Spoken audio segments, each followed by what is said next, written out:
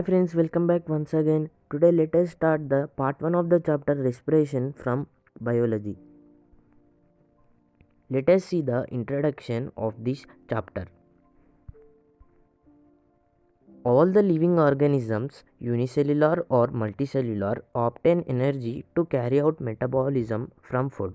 It means all the organisms, whether unicellular means one-celled organisms like amoeba, etc., or multicellular like animals and humans, obtain energy to carry out metabolism from food. All these organisms take food and the food is broken down to produce energy.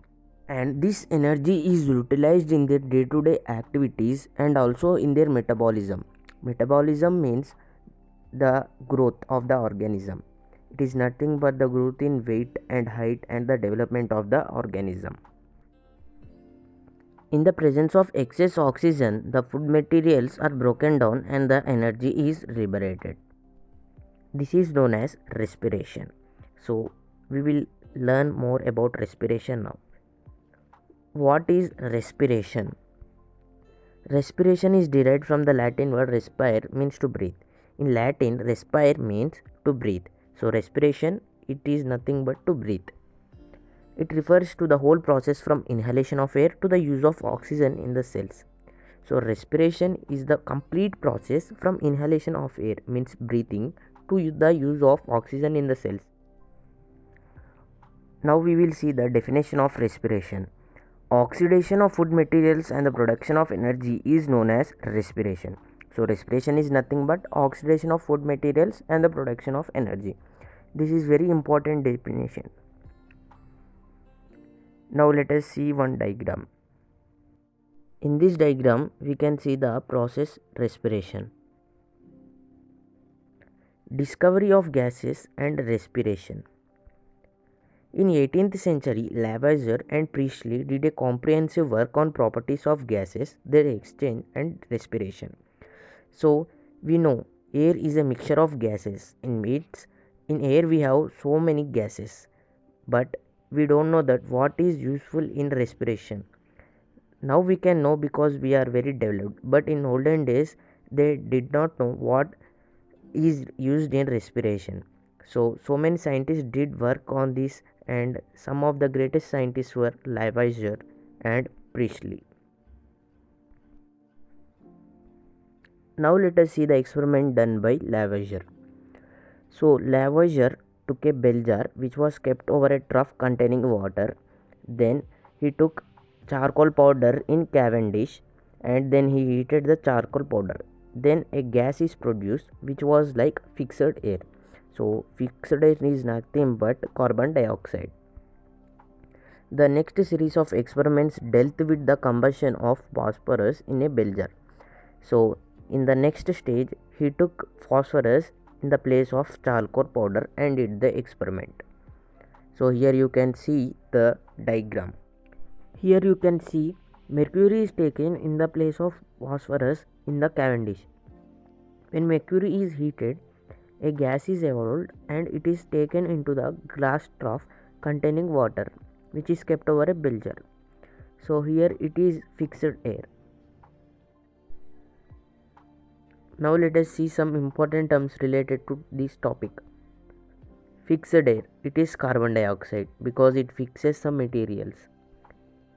Chalky acid gas, it is also carbon dioxide because carbon dioxide precipitates lime water. Lime water is nothing but calcium carbonate solution. So chalk pieces also contain calcium carbonate, so it is called as chalky acid gas. Respirable air, it is nothing but oxygen because it is used in respiration. Elastic fluid, it is also oxygen.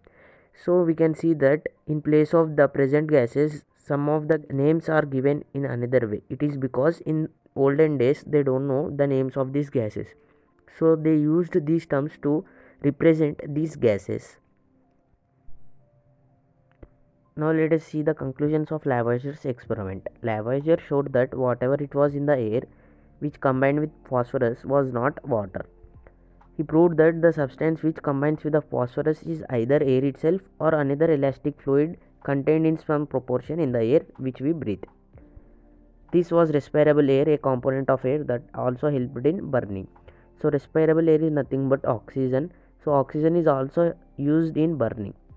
So he told that water did not combine with phosphorus, but air may be combined with phosphorus, or any other elastic fluid like oxygen may combine with phosphorus. The air we breathed out precipitated lime water, while the gas after heating metal did not. So we will breathe out carbon dioxide. When carbon dioxide is passed through lime water, it precipitates it. But the gas after heating metal did it. It means when we heat a metal like magnesium, iron or etc., it will not produce carbon dioxide. He drew a logical conclusion that either respirable air changed in the lungs to chalky acid air or an exchange takes place. So he concluded that oxygen is changed in the lungs to carbon dioxide in an indirect way. He used respirable air in place of oxygen and chalky acid air in place of carbon dioxide. Now let us see and mind map of conclusions. Non-metals on combustion directly gives fixed air. This fixed air turns lime water chalky, while metals on combustion will not produce carbon dioxide. But when metals on combustion produce some material, if we reduce the material, it will give carbon dioxide. That carbon dioxide again turns lime water chalky.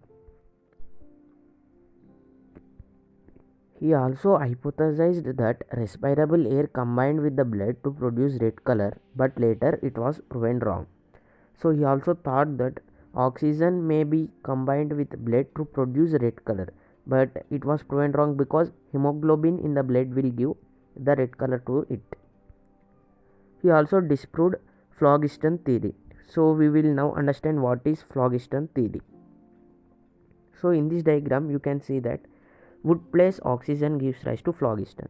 So in those days they believed that when wood is burnt and in the process of combustion oxygen is used and later it was produced phlogiston. But Lavoisier did not believe this, and by this experiment he disproved the phlogiston theory. Now we will see about John Draper. John Draper around mid 19th century gave his theory. John Draper said that the chief materials which a living being receives are matter that can be burnt, water and oxygen gas.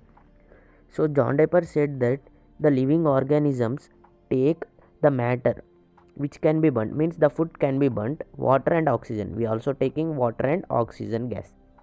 And out of the action upon these one another, all the physical phenomena of its life arise. So when these materials react with one another, the life arises. It means when food is combined with water and oxygen gas, life arises. What the body expels out is water, oxide of carbon, phosphorus, sulfur and others. So the waste materials after the production of energy are liberated like carbon dioxide and some of the oxides of phosphorus, sulfur and others, and even water is also liberated. So indirectly John Draper said that during respiration we will use oxygen gas and we will expel out carbon dioxide gas. So this total process is a very important life process through which the living organisms can live successfully. So this is the end of part 1.